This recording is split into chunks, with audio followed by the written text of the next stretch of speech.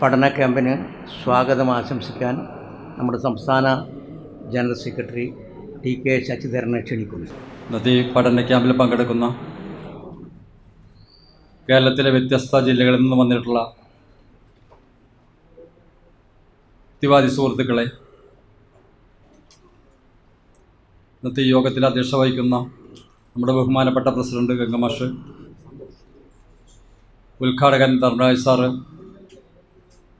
നമ്മുടെ vice പ്രസിഡന്റുമാരായിട്ടുള്ള advocate രാജപാൽ Vakathanam, Elizabeth ഇവിടെ വന്നിരിക്കണം, കൃഷ്ണമാഷ് തുടങ്ങി ഏറ്റവും പ്രിയങ്കരായ സംഘം ഭാരവാഹികളെ, ജില്ലാ നേതൃത്വങ്ങളെ, സുഹൃത്തുക്കളെ, 2022 ജൂലൈ മാസത്തിലാണ് ഇതേപോലെ തന്നെ ഇതേ സ്ഥലത്ത് വെച്ച് സംഘത്തിൻ്റെ പുതിയ കമ്മിറ്റി നിലവിൽ വന്ന ശേഷം സംഘം പ്രവർത്തകരെ ആശയപരമായും സംഘടനാപരമായും ആയുധവൽക്കരിക്കുക എന്നുള്ള ലക്ഷ്യം വെച്ചുകൊണ്ട് നമ്മൾ പഠനക്കളരി എന്ന പേരിൽ 2 ദിവസത്തെ ക്യാമ്പ് സംഘടിപ്പിച്ചിരുന്നു. അതിനുശേഷം 2 വർഷത്തെ വിപുലമായ പ്രവർത്തന വർഷങ്ങൾ കഴിഞ്ഞു. കാഞ്ഞങ്ങാട് വെച്ച് നമ്മുടെ സമ്മേളനം അതിഗംഭീരമായി നടന്നു. എല്ലാ ജില്ലകളിലും പുതിയ ഭാരവാഹികൾ, സംസ്ഥാന നേതൃത്വത്തിലും പുതിയ ഭാരവാഹികൾ ചുമതലയേറ്റു. എല്ലാവരെയും സംഘടനാപരമായും പൊതുസമൂഹത്തിൽ നമുക്ക് കിട്ടേണ്ട അറിവുകളെയും കുറിച്ച് കൂടുതൽ പഠിക്കുന്നതിനും വേണ്ടിയിട്ടാണ് 2 ദിവസത്തെ ഈ പഠന ക്യാമ്പ് നമ്മളോട് സംഘടിപ്പിച്ചിട്ടുള്ളത്. ഇന്നത്തെ ദിവസം പൂർണ്ണമായും സംഘടനാ വിഷയങ്ങൾ ചർച്ച ചെയ്യുന്നതിനും ഭാവി സംഘത്തിൻ്റെ ദിശാബോധം വാർത്തെടുക്കുന്നതിനും വേണ്ടിയുള്ള ചർച്ചകളും തീരുമാനങ്ങളുമാണ് ഉണ്ടാകുക. നാളെ അതിനും വ്യത്യസ്തമായിട്ട് പൊതുവിഷയങ്ങളിൽ ഊന്നൽ നൽകുന്ന കേരളത്തിലെ തന്നെ ഏറ്റവും പ്രഗത്ഭരായ അധ്യാപകരുടെ ക്ലാസ്സുകളാണ് നമുക്ക് പ്ലാൻ ചെയ്തിട്ടുള്ളത്. കൂടുതലായി നീട്ടിക്കൊണ്ടു പോകുന്നില്ല. നമ്മുടെ ഈ ഉദ്ഘാടന സെഷൻ അതിൽ അധ്യക്ഷത വഹിക്കുന്നത് സംസ്ഥാന പ്രസിഡന്റ് ഗംഗമാഷാണ്. ഏറ്റവും സ്നേഹത്തോടെ ഔപചാരികമായി ഗംഗമാഷെ ഈ ചടങ്ങിലേക്ക് സ്വാഗതം ചെയ്യുന്നു.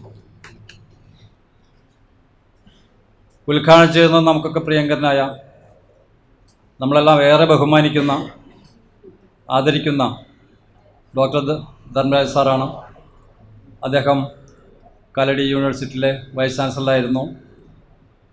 തൃശ്ശൂർ ജില്ലക്കാരൻ, അടാട്ട് സ്വദേശിയായിരുന്നെങ്കിലും അദ്ദേഹം താമസം കാലടിയിലായിരുന്നു. ഇപ്പോൾ ജന്മദേശത്ത് കാലടിയിൽ തന്നെ വീട് വെച്ച് അങ്ങോട്ട് താമസം മാറ്റിയിരിക്കുകയാണ്. നിരവധി വർഷങ്ങളായി നമ്മുടെ എല്ലാ വേദികളിലും, ക്ഷണിക്കപ്പെടുന്ന എല്ലാ വേദികളിലും നമ്മളുടെ ഒരു കൂട്ടത്തിലെ അംഗമായി തന്നെ പങ്കെടുത്തുകൊണ്ട് നമ്മളോടൊപ്പം മുന്നോട്ട് പോകുന്ന ബഹുമാന വ്യക്തിത്വമാണ് ധർമ്മരാജ് സാറ്. ധർമ്മരാജ് സാറിനെ ഏറ്റവും സ്നേഹത്തോടെ ഈ ചടങ്ങിലേക്ക് ഹാർദമായി സ്വാഗതം ചെയ്യുന്നു. അധ്യക്ഷവേദിയിൽ അലങ്കരിച്ചിരിക്കുന്ന നമ്മുടെ ബഹുമാനരായ വൈസ് പ്രസിഡന്റുമാർ കൃഷ്ണമാഷ്, എലിസബത്ത്, അഡ്വക്കേറ്റ് രാജപാൽ വാഗത്താനം എന്നിവരെയും ഹാർദമായി സ്വാഗതം ചെയ്യുന്നു. ഒപ്പം തന്നെ ഇന്നും നാളെയുമായി ഈ ക്യാമ്പിൽ പങ്കെടുക്കുന്ന മുഴുവൻ യുക്തിവാദി സുഹൃത്തുക്കളെയും സ്വാഗതം ചെയ്തുകൊണ്ട് ഈ യോഗത്തിൻ്റെ അധ്യക്ഷനായി ഗംഗമാഷെ ക്ഷണിക്കുന്നു. വേദിയിലും സദസ്സിലുമുള്ള വേണ്ടപ്പെട്ടവർ, ചൊവ്വയിൽ സ്ഥലം വാങ്ങി ഭൂമിയിലെ വില്ലേജ് ഓഫീസിൽ കരം അടക്കാൻ സാധിക്കുന്ന ഒരു ശാസ്ത്രയുഗത്തിലാണ് നാം ജീവിക്കുന്നത്.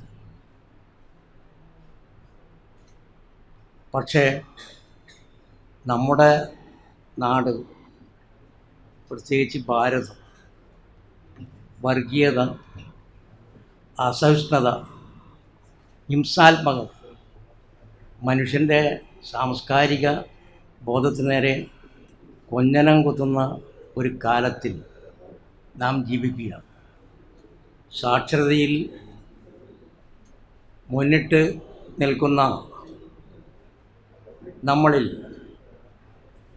മാനുഷിക ചൈതന്യം ചോർന്നു പോകാത്ത സംഭവങ്ങൾ ഒരു ദുരന്തം വരുമ്പോഴോ ഒരു യുദ്ധം വരുമ്പോഴോ വെള്ളപ്പൊക്കം, ഉരുൾപൊട്ടൽ ഇവ വരുമ്പോൾ കേരളീയ മനസ്സുകളിൽ ഐക്യം, മനുഷ്യസ്നേഹം, പുരോഗതി എന്നിവ ഉയർത്തെഴുന്നേൽക്കുന്നു. എങ്കിലും നമ്മുടെ എംപിമാർ കൂടോത്രത്തിലും കൈവിഷത്തിലും മന്ത്രവാദത്തിലൊക്കെ തന്നെ വിശ്വസിക്കുന്ന ഒരുപാട് എംപിമാർ, പ്രത്യേകിച്ച് വലതുപക്ഷ രാഷ്ട്രീയത്തിലും ഇടതുപക്ഷ രാഷ്ട്രീയത്തിലും കാണാം. ഇന്ത്യൻ ഭരണഘടനയിലെ 51(a)(h) പ്രകാരം ശാസ്ത്രബോധവും യുക്തിചിന്തയും പ്രചരിപ്പിക്കേണ്ടത് ഓരോ ഇന്ത്യൻ പൗരൻ്റെയും കടമയാണ്. ആ കടമ നിറവേറ്റേണ്ട നേതൃത്വങ്ങളാണ് ഇങ്ങനെ അന്ധവിശ്വാസങ്ങളുടെയും അനാചാരങ്ങളുടെയും വെഞ്ചാമരവും ആലവട്ടവും പിടിച്ചിട്ട് മനുഷ്യനെ സംസ്കാരത്തിൻ്റെ ഗുഹാമുഖത്തിലേക്ക് തിരിച്ചു കൊണ്ടുപോകുന്നു. നീതികേടുകളെ തച്ചുടച്ചു, സ്വർഗനരകങ്ങളെ വെല്ലുവിളിച്ചു, പറയുന്നതെല്ലാം സ്വന്തം ജീവിതത്തിൽ പകർത്തുന്ന ഉയർന്ന ചിന്ത, ഉറച്ച നട്ടെല്ല് സ്വായത്തമാക്കിയ കേരളത്തിലെ ഒരുപറ്റം ക്രിമിലിയറായിട്ടുള്ള, സാധാരണയിൽ നിന്ന് അല്പം ഉയർന്ന് ചിന്തിക്കുന്ന നിങ്ങളെ പഠന ക്ലാസിൻ്റെ പ്രാധാന്യം പറഞ്ഞ് ബോധ്യപ്പെടുത്തേണ്ടതില്ല.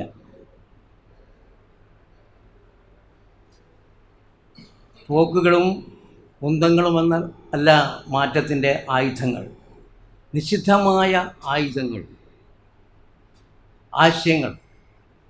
ആശയങ്ങളിന്ന് ആകെ മറന്നു പോയിരിക്കുകയാണ്. ഏതാനും വോട്ടിന് വേണ്ടിയിട്ട് ആദർശങ്ങളൊക്കെ തന്നെ പണയം വെക്കുകയാണ് മതേതരത്തിൽ വിശ്വസിക്കുന്ന രാഷ്ട്രീയ പാർട്ടികളും മറ്റ് ഭൗതികവാദത്തിൽ വിശ്വസിക്കുന്ന രാഷ്ട്രീയ പാർട്ടികളും. വോട്ടാണ് പ്രധാനമെന്നുള്ളത് രാഷ്ട്രീയ പാർട്ടികൾ എത്തിയപ്പോൾ 1980 ശേഷം നമ്മുടെ കേരളീയ സമൂഹവും കുഴിയാന നടത്തിലേക്ക് മാറുകയാണ് ഉണ്ടായത്. ധീരമായ പ്രതിജ്ഞകൾ നിറവേറ്റാനുള്ള കരുത്ത് സ്നേഹത്തിൻ്റെയും വിജ്ഞാനത്തിൻ്റെയും അഗാധ തലങ്ങളിൽ നിന്നാണ് ഉയർന്നു വരുന്നത്. അതിനാണ് പഠനം പ്രായോഗികവൽക്കരിക്കുകയും വേണം. അറിവെന്ന് പറഞ്ഞു കഴിഞ്ഞാൽ അത് പ്രയോഗമാണ്, പ്രവർത്തനമാണ്. വെറുതെ യുക്തി പറഞ്ഞതിനെ കൊണ്ട് കാര്യമില്ല. നാം പ്രവർത്തിക്കണം. എങ്കിൽ മാത്രമേ അറിവ് വളരുകയുള്ളൂ. അതുപോലെ തന്നെ മനുഷ്യനെ മാറ്റാനാണ്, മനുഷ്യനെ ഉയർത്താനാണ് യുക്തിവാദി സംഘത്തിൻ്റെ പ്രവർത്തനമെന്ന് നാം ഓരോരാളും ഓർക്കണം. 2011 ശേഷമാണ് കേരളത്തിൽ ഭൗതികവാദ ചിന്ത വളർന്നതെന്നും ഞാനാണ് കേരളത്തിലെ ആദ്യത്തെ നാസ്തികനെന്നും പറഞ്ഞുകൊണ്ട് ചില ആളുകളൊക്കെ രംഗപ്രവേശനം ചെയ്തിട്ടുണ്ട്. അവർ കേരള ചരിത്രത്തെ പറ്റിയിട്ട് അറിയാത്തവരാണ്. 1891 കണ്ണൂരിലെ പോത്തേരി കുഞ്ഞമ്പ് വക്കീൽ എന്നൊരു യുക്തിവാദി കണ്ണൂരുണ്ടായിരുന്നു. അദ്ദേഹമാണ് ആദ്യമായിട്ട് ഹരിജനങ്ങളെ വീട്ടിലിരുത്തിക്കൊണ്ട് ഭക്ഷണം നൽകി. അതുപോലെ തന്നെ സ്ത്രീകൾക്ക് മാറുമറക്കാൻ, ഞങ്ങളുടെ കണ്ണൂർ ഭാഷയിൽ പറഞ്ഞാൽ പെറ്റിക്കോട്ട് ആദ്യമായി നൽകിയത് അദ്ദേഹമാണ്. 1916 ശ്രീനാരായണ ഗുരു തലശ്ശേരിയിൽ ജഗന്നാഥ ക്ഷേത്രം പണിയുമ്പോൾ അതിൻ്റെ ശിലാസ്ഥാപനത്തിന് ശ്രീനാരായണ ഗുരു വന്നപ്പോൾ പോത്തേരി കുഞ്ഞമ്പ് വക്കീലിൻ്റെ വീട്ടിലായിരുന്നു ശ്രീനാരായണ ഗുരുവിൻ്റെ താമസം. അദ്ദേഹത്തെ ക്ഷണിച്ചു. ശ്രീനാരായണ ഗുരു പോത്തേരി കുഞ്ഞമ്പുവിനെ ക്ഷണിച്ചു. അപ്പോൾ ശ്രീനാരായണ ഗുരു പറഞ്ഞത്, ശ്രീനാരായണ ഗുരുവിനോട് പോത്തേരി കുഞ്ഞമ്പു വക്കീൽ പറഞ്ഞത്, ഞാൻ ഒരു യുക്തിവാദിയാണ്, ഞാൻ ഈ രീതിയിലുള്ള ആചാരങ്ങളിലും അനാചാരങ്ങളിലും അന്ധവിശ്വാസങ്ങളും വെച്ച് പുലർത്താത്ത ഒരാളാണ്. അതുകൊണ്ട് സ്വാമി അവിടെ പോവുക, ഇവിടെ വരിക. അദ്ദേഹമാണ് മലയാളത്തിൽ ആദ്യമായിട്ടൊരു ദളിത് നോവൽ എഴുതി. സരസ്വതി വിജയം, മലയാളം ഐച്ഛിക വിഷയമായി പഠിക്കുന്നവർക്കൊക്കെ മനസ്സിലാക്കാം. മലയാളത്തിലെ ആദ്യത്തെ ദളിത് നോവൽ അതാണ്. അങ്ങനെ അപ്പോഴേ 1919 അദ്ദേഹം മരിക്കുന്നവരെ ജീവിതത്തിൻ്റെ വ്യത്യസ്ത മേഖലകളിൽ യുക്തിവാദ ചിന്ത മലബാറിൽ പ്രചരിപ്പിക്കുന്നു. അതിൻ്റെ ഭാഗമായിട്ടാണ് വാഗ്ഭടാനന്ദനൊക്കെ ആ രീതിയിൽ വിഗ്രഹാരാധനയ്ക്കെതിരായിട്ട് വലിയ ശരകൂടങ്ങൾ എറിഞ്ഞത്. അങ്ങനെയുള്ള പാരമ്പര്യമുള്ള ആളുകളുടെ മുഖത്ത് നോക്കിയിട്ടാണ് പറയുന്നത്, 2011 കേരളത്തിൽ യുക്തിവാദം ആരംഭിച്ചത്.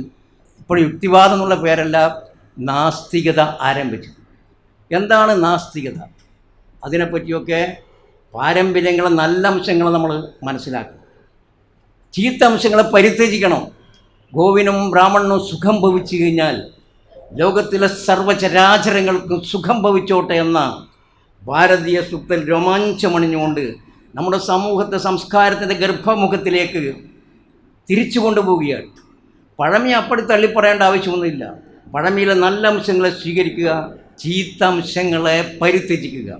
ഉപനിഷത്തുകളും ഗീതയും മഹാഭാരതമുള്ള നമ്മുടെ നാട്ടിന് മഹത്തായ പാരമ്പര്യമുണ്ട്. ആ പാരമ്പര്യത്തെ നമ്മൾ പഠിക്കുന്നത് അതിൻ്റെ ഉത്തമ കാര്യങ്ങൾ മാത്രം കൊട്ടിഘോഷിക്കാനല്ല, അതിൻ്റെ ചീത്ത കാര്യങ്ങൾ സമൂഹത്തെ ബോധ്യപ്പെടുത്താനാണ്. മലയപ്പുലയൻ്റെ മക്കളുടെ സ്വപ്നത്തിന് കണ്ണീരിൻ്റെ ഉപ്പുരസം നൽകിയതാണ് നമ്മുടെ നാട്ടിലെ സനാതന ധർമ്മമെന്ന് നിങ്ങൾ ചങ്ങമ്പുഴയുടെ വാഴക്കുല വായിച്ചാൽ നിങ്ങൾക്ക് മനസ്സിലാക്കാം. ആവക ദീർഘമായ കാര്യങ്ങളൊന്നും ഞാൻ പറയുന്നില്ല. പ്രാചീന ഇന്ത്യയിൽ പ്രചരിച്ചിരുന്ന 2 ഭൗതികവാദ ശാഖകളാണ് ലോകായതവും സാങ്ക്യവും. കാലാനുക്രമത്തിൽ ഉരുത്തുവന്ന സാമൂഹിക ജീവിതത്തിൽ ആത്മീയവാദത്തിനാണ് ഏറ്റവും അധികം പ്രയോജനം ലഭിച്ചത്. അതിൻ്റെ കാരണം ഭരണവ്യവസ്ഥയും ആശയവും തമ്മിൽ വലിയ ബന്ധമുണ്ട്. മഹാനായ ലെനിൻ ഇവരെപ്പറ്റി പറഞ്ഞത് പൗരോഹിത്യത്തിൻ്റെ ബിരുദാരികളായ പദദാസന്മാരെന്നാണ്. അപ്പം വൈദിക മതത്തെ അതുണ്ടായ കാലത്ത് തന്നെ വെല്ലുവിളിച്ചിട്ടുള്ള ഒരു ദർശനമാണ് ഇന്ത്യയിലെ ചാർവാക ദർശനം. ആ ചാർവാക ദർശനത്തെക്കുറിച്ചും ഇന്ത്യൻ ഭൗതികവാദ പാരമ്പര്യത്തെക്കുറിച്ചുമാണ് ഇവിടെ ക്ലാസ് നടക്കാൻ പോകുന്നത്. സാംസ്കാരിക പോരാട്ടവും ചരിത്രബോധവും ഊട്ടിയുറപ്പിക്കലാണ് ഇന്നത്തെ സാംസ്കാരിക പ്രവർത്തകൻ്റെ കടമ. ആ കടമ നിങ്ങൾ നിറവേറ്റണം. പിന്തിരിപ്പൻ പ്രസ്ഥാനങ്ങളിൽ പോലും പല ആളുകളും ചെറുപ്പക്കാർ അകപ്പെട്ടു പോയിട്ടുണ്ട്. അവരൊക്കെ തന്നെ അറിയാതെ ആ ഗുഹയിൽ കിണിഞ്ഞവരാണ്. ബന്ധനത്തിൽപ്പെട്ട വേലിയേറ്റങ്ങളാണ് അവരവിടെ. മനുഷ്യ സ്നേഹത്തിന് പുതിയ നിർവചനമുണ്ടാക്കാനും ധാർമ്മിക സമസ്യ പൂരിപ്പിക്കാനും നിങ്ങൾ ലഭിക്കുന്ന അറിവുകൾ സമൂഹത്തിന് വേണ്ടിയിട്ട് ചെലവഴിക്കാനും ഇവിടെ നിന്ന് കിട്ടുന്ന പാഠങ്ങളിലൂടെ കേരളീയ സമൂഹത്തിൻ്റെ ഭൗതികവാദ പാരമ്പര്യവും മനസ്സിലാക്കി തരാനാണ് ആദ്യത്തെ ക്ലാസ്. അതുകൊണ്ട് പ്രിയ സുഹൃത്തുക്കളെ, എനിക്ക് അവസാനമായിട്ട് നിങ്ങളോട് പറയാനുള്ളത്, തീർച്ചയായിട്ടും നിങ്ങൾ പഠിക്കുന്ന കാര്യങ്ങൾ മറ്റുള്ളവരെയും പഠിപ്പിക്കാൻ വേണ്ടി ശ്രമിക്കണം. കാരണം കേരള യുക്തിവാദി സംഘം ഒരു രാഷ്ട്രീയ പാർട്ടിയുടെയും പോഷകഘടകമല്ല. നമ്മുടെ ന്യൂട്രോണിനും പ്രോട്ടോണിനും ശക്തി നൽകുന്നത് അതിൻ്റെ ഉള്ളിൽ ഊർജ്ജമാണ്. നിങ്ങളുടെ കീശയിലെ തുകയും അതുപോലെ തന്നെ നിങ്ങളുടെ ശരീരത്തിൻ്റെ ഊർജ്ജവുമാണ് നമ്മുടെ കേരള യുക്തിവാദി സംഘത്തിനെ മുന്നോട്ട് കൊണ്ടുപോകുന്നത്. ജനങ്ങളാണ് ചരിത്രം സൃഷ്ടിക്കുന്നത്, ജനങ്ങളാണ് മാറ്റങ്ങളുടെ ശക്തി. ആ ജനങ്ങളെ അണിനിരത്തിക്കൊണ്ട് അവരുടെ മാനസികപരമായിട്ട് അവരെ ഉണർത്തിക്കൊണ്ട് സമ്പൽഘടനയിൽ മാറ്റങ്ങൾ ഉണ്ടാക്കാൻ, ആശയപരമായ ആയുധമണിയിക്കാൻ നമ്മുടെ പഠന ക്യാമ്പ് സാധിക്കുമെന്ന് എനിക്കുറപ്പുണ്ട്. നാളെയുള്ള ഒരു ലോകത്തിന് വേണ്ടി നിങ്ങളെല്ലാവരും പരിശ്രമിക്കണമെന്ന് അഭ്യർത്ഥിച്ചുകൊണ്ട് ഞാൻ ഈ പഠന ക്യാമ്പ് ഉദ്ഘാടനം ചെയ്യാൻ കേരളത്തിലെ പ്രശസ്ത ചരിത്രകാരനും ഇന്ത്യൻ ഭൗതികവാദത്തിൻ്റെ ചരിത്രത്തെക്കുറിച്ചിട്ട് കേരളത്തിൽ ആധികാരികമായി പഠിച്ച, ഞാനൊക്കെ കോളേജിൽ പഠിക്കുന്ന കാലത്ത് തന്നെ ഡോക്ടർ ധർമ്മരാജ അടാട്ടിൻ്റെ പുസ്തകങ്ങൾ വായിച്ചിട്ടുണ്ട്. അന്ന് ഞാൻ ദേശാഭിമാനി സ്റ്റഡി സർക്കിളിൻ്റെ ഒരു പ്രവർത്തകനാണ്. ആ കാലത്ത് തന്നെ ഇദ്ദേഹത്തിൻ്റെ ഭൗതികവാദ ദർശനങ്ങളെ പറ്റിയിട്ടുള്ള പുസ്തകങ്ങൾ വളരെ വിലപ്പെട്ടതാണ്. തീർച്ചയായിട്ടും സ്നേഹാദരത്തോടു കൂടിയിട്ട് ഡോക്ടർ ധർമ്മരാജ് അടാട്ടിനെ ക്ലാസ് എടുക്കാൻ ക്ഷണിക്കുന്നു.